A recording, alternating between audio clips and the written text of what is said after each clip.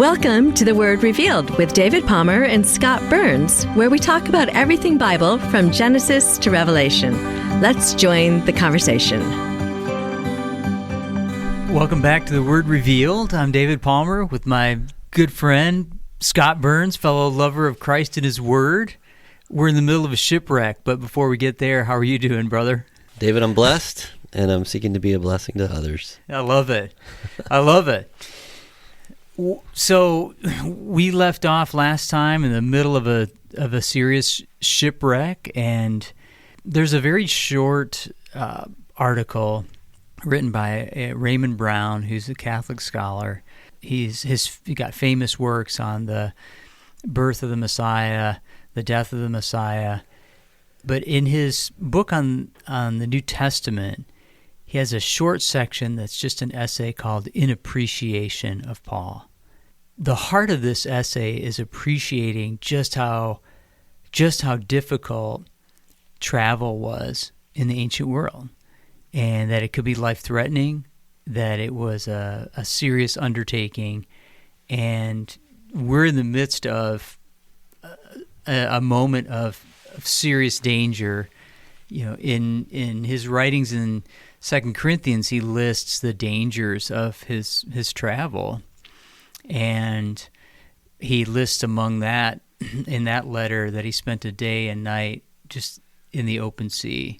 But here, it's been a couple of weeks in a storm, which is a really long time to be in a storm. So that's where we're picking it up in Acts 27.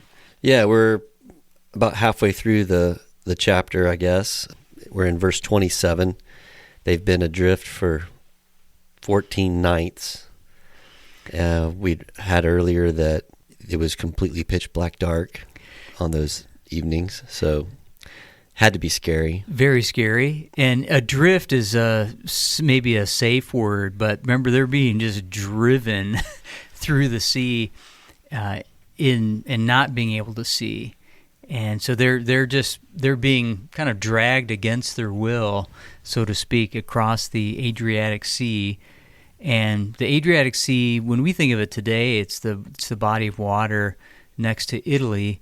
But in antiquity, this whole body of water can extend south from there. So Josephus describes a journey that he took to Rome and calls it passing through the Adriatic Sea. So this body of water is named, the Illyrian word for water or sea is Adur, so that's why it's called. There's a city that was a trading city that this body of water gets its name from there. So maybe a small point, but sometimes people look at this and say, well, when I look at the Adriatic Sea on a modern map, it's a body of water that doesn't seem to include this. Maybe Luke's not accurate, but in fact, he's using it as we see it used in the first century. So just want to clear that out of everyone's mind. The Bible can be trusted even in these very small details. Yeah, names and places shift over time. Mm-hmm. So it's always good to go back on the maps as opposed to the modern day map. It is, and see how it's being used. So it's high drama, at the seas, and the sailors on the ship, remember they're traveling on one of these large Alexandrian grain ships that is transporting grain, probably a contract that was paid. Usually the sailors or the ship owner would often take out a loan in order to purchase the large amount of cargo. Oftentimes that would be insured. You might have a 30% interest rate on a loan like that, with the assumption that you would deliver the cargo safely and be compensated well. And yet they've got all this cargo, and their lives are getting to a point where they feel like they're in danger. And as they're being dragged across the Adriatic Sea, it's interesting. We read they suspect they were getting near to land, and if you sail this part of the world today, we know from the narrative that they end up in Malta, but just about a mile and a half away from Malta today, there's a protrusion of land that you would have They would have heard waves breaking against this. So it might have been the sound of those breakers that alerted them, because they still aren't able to see well, but probably they hear this sound. So it's terrifying. It was sort of like driving your car with no brakes down a hill in the dark at night, hoping that you're not going to hit something. So they respond by scrambling to start taking soundings of the depth of the water, because they're hearing the sound of waves, and they don't want to crash. They don't want to crash right into an island without seeing it. Yes, they take a couple fathoms, is what it says, and a fathom is about 6 feet or 1.8 meters. I looked that up today. So when's the last time you used the word fathom? Not in this sense. I mean, I've not used it in a while, so I had to look it up. But the first one was 20 fathoms. That's about 120 feet. Then the next one was 15. It's about 90 feet. So they're getting shallower and shallower. And I think the stress of that journey had the sailors particularly on edge, because they seek to escape the ship. They in verse 30 it says that they start lowering the smaller boat, the skiff, and they're trying to get away. They just want off this boat as quickly as possible.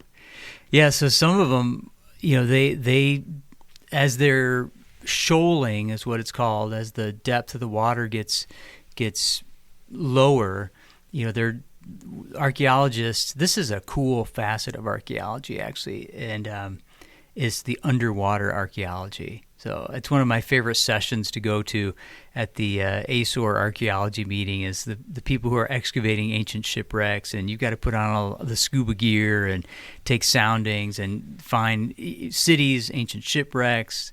It's really cool. But they've actually found how they took these soundings, and they used lead weights with tallow or grease on the bottom. And you think, well, what's that for?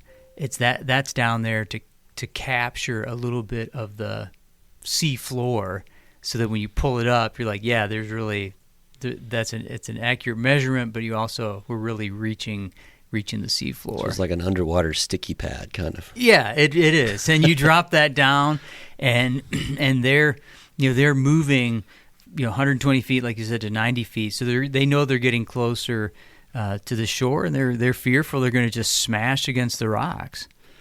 So some of them, like you said, they make plans. They're going to take the lifeboat. Yeah. And Paul speaks up and says to the centurion and the soldiers, hey, if those guys leave, we're in big trouble. And so the soldiers cut away the ropes and say to the sailors, you're not going anywhere. Right. So it's interesting if this is is this the crew of the ship, or, a skiff would have been a small boat.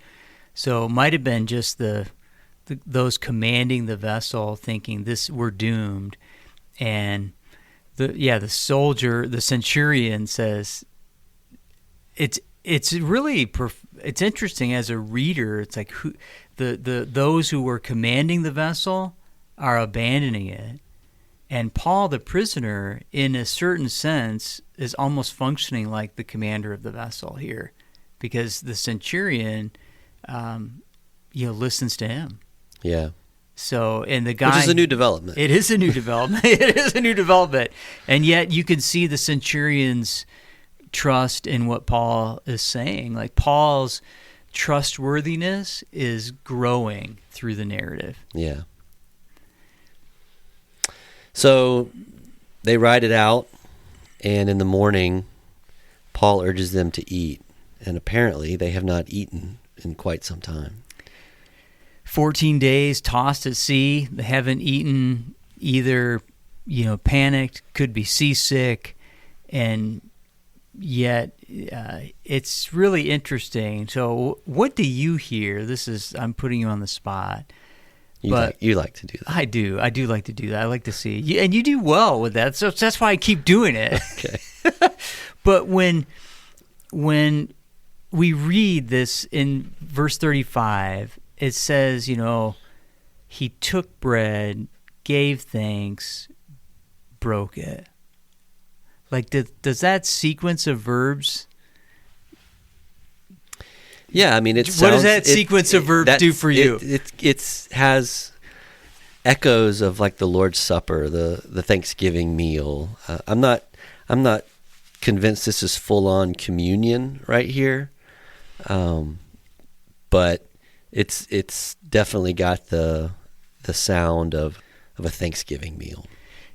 Yeah. And now it could be that this is just what you do. Paul's a devout Israelite. You eat with thanksgiving and gratitude. It is striking that this rhythm of verbs is very close to what we see in Luke's presentation of Jesus at the Last Supper, and also the second time we see it on the road to Emmaus. The disciples recognize Jesus with this same repetition of verbs. So is it, and you have the context also of, salvation, rescue from the storm is at stake.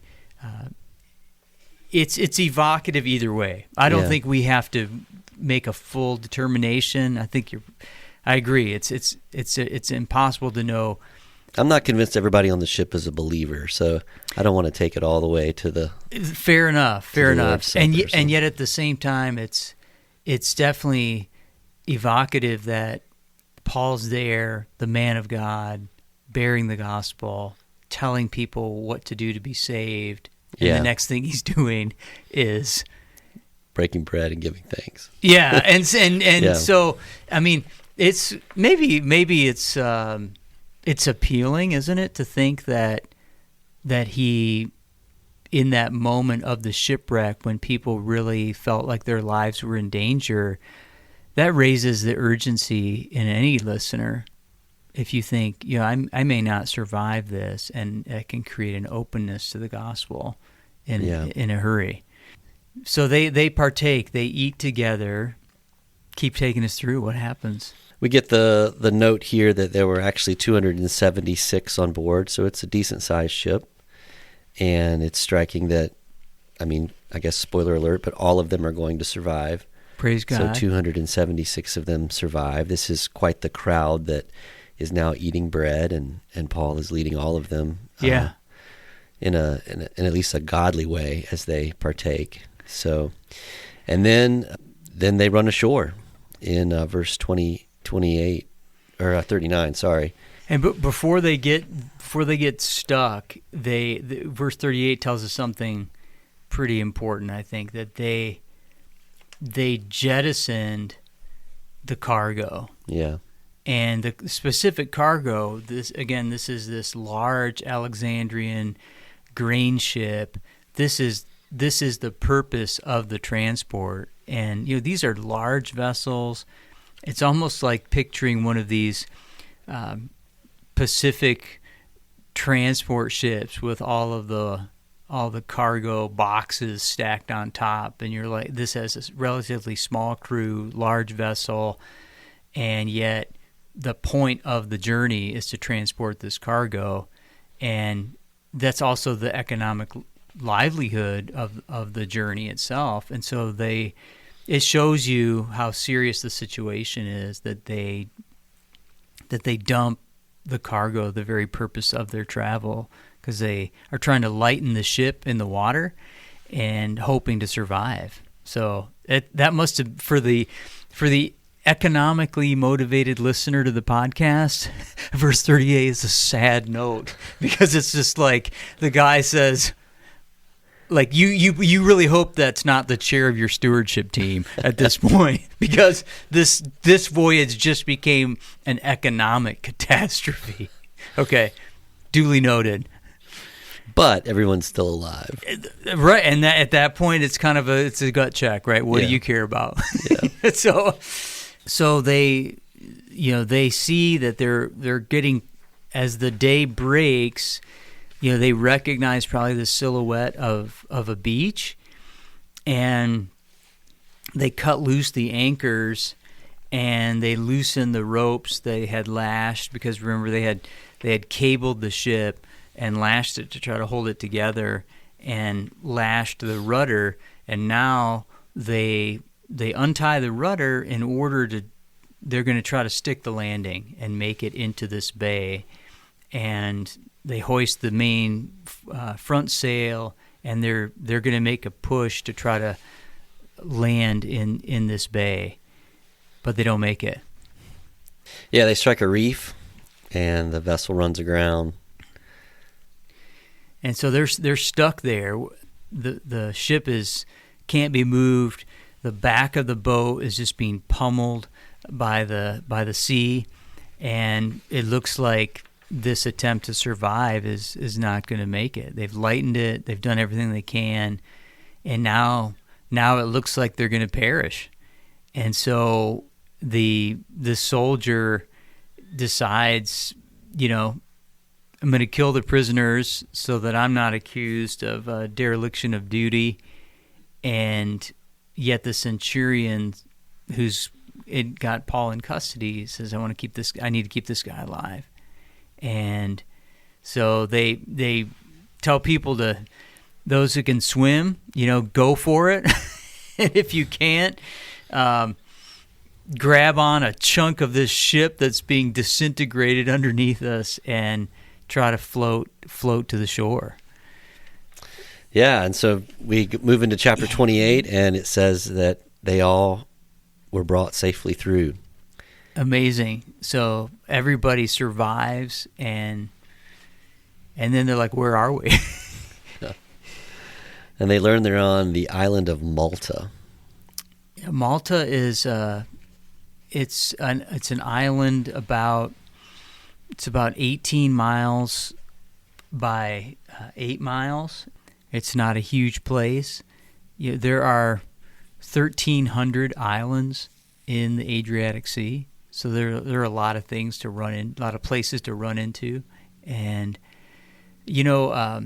a sailor in the 19th century tried to reconstruct this trip, sailing from Crete to Malta, and it was 497 nautical miles, and it took him 14 days. So it's interesting that, again, a detail of the narrative confirming that this is, we're reading something that happened, and the vividness of the account, and it's in the eyewitness section. So they make it alive to Malta, and how does that go? I mean, it goes well. The Malta people, the native people, show unusual kindness. That's 28 verse 2. Luke calls them the barbarians. So remember you have Greek speakers and non-Greek speakers. Luke calls barbarians. So Acts 28:2 says that the barbarians, they showed us philanthropy. So it's kind of nice. It's a nice sign for the barbarians. But the Maltese they're speaking a dialect of Phoenician. So it was a colony. So what it means is they're not Greek speakers, but they're nice, not Greek speakers. So, yeah. And they kindle a fire, welcome them all. It's raining, it's cold, verse 2 says. And even Paul helps build the fire, which I think is just a nice little detail. Isn't it? Everybody's just trying to get warm, and he's just doing his part at the campground. He grabs up a bundle of sticks, puts them on a fire, but then something surprising happens. Yeah. It says a viper comes out of that pile of wood he just threw in the fire, and the viper bites him and holds onto his hand. And as soon as the native people see that, they think, man, he must be a bad dude. And he's going to die. But he doesn't die. Yeah, I mean, and just thinking, like, if you're on the shipwreck, you're with this 276 people, you're like, this guy just told us how to save our lives. We make it here. Here he is, just being a good guy at the campsite, gathering his portion of sticks. Next thing you know, there's this snake on his hand. Yeah. And what a bummer. It's just like you preach your heart out, and then you, like, stumble down the steps, and people are like, yeah, that guy. I don't know about that guy. So Yeah, they think justice has not allowed him to live, but he shakes off the snake, and everybody's waiting for him to swell up and drop dead. No one's offering medical treatment, right? It's just like, well, let's just watch if this guy puffs up and dies. Isn't that? Is anyone going to help him? And then they wait, and then they have a total change of mind about this guy. Yeah, they decide, well, after he doesn't die, so after a while they think, well, this guy must be a god. So, like, which is worse, right? Those are two nightmare scenarios for the missionary evangelist, aren't they? Or the pastor. Yeah. You're like, I don't know about this guy. You're doing your best. You serve the Lord, and people are there. Instead, they're just waiting for you to puff up and drop dead. And then on the other side, people can say, "Wow, he's so awesome. He must be a god." Yeah. Right? Which of those, I guess neither of those are good. No. You want somewhere in the middle there. Yeah, that's right. You want to be the guy who, like, hey, I saw that guy who talked about Jesus, and he also, like, picked up sticks for the fire, right? Yeah. So they're there in Malta, and they end up staying there for 3 months. And while they're there, this is the winter season. They're going to stay there, and they get to know the place. They meet the guy in charge, which again kind of harkens back to the very beginning of the missionary journeys on the island of Cyprus with Sergius Paulus being the Roman governor. Here they look for the first man of the island, and I love that again. The gospel isn't something that's hidden. It's offered to everyone, and they're not hiding who they are. And they meet with this guy, talk with him. He gives them hospitality, and then he says, "Hey, my dad is sick." Paul prays, goes to see him, prays, puts his hand, and the Lord heals him. The rest of the island says all of a sudden, "I'd like to see this guy." And it's kind of like a reprise of a gospel scene of ministry. Really powerful. Yeah, and so you could interpret the shipwreck as misfortune, but it's actually just another stop for Paul and the believers that God has ordained that some more people might hear and see the power of the gospel. I think that's just so motivating. I mean, to me personally, just to think that Jesus is in charge of my circumstances, and wherever I am, I want to serve him, share him, and I love that whether it's Paul praying in the ship, whether it's him distributing food in the ship, or picking up sticks to add to the fire, like he's also there as a servant of Christ in every situation.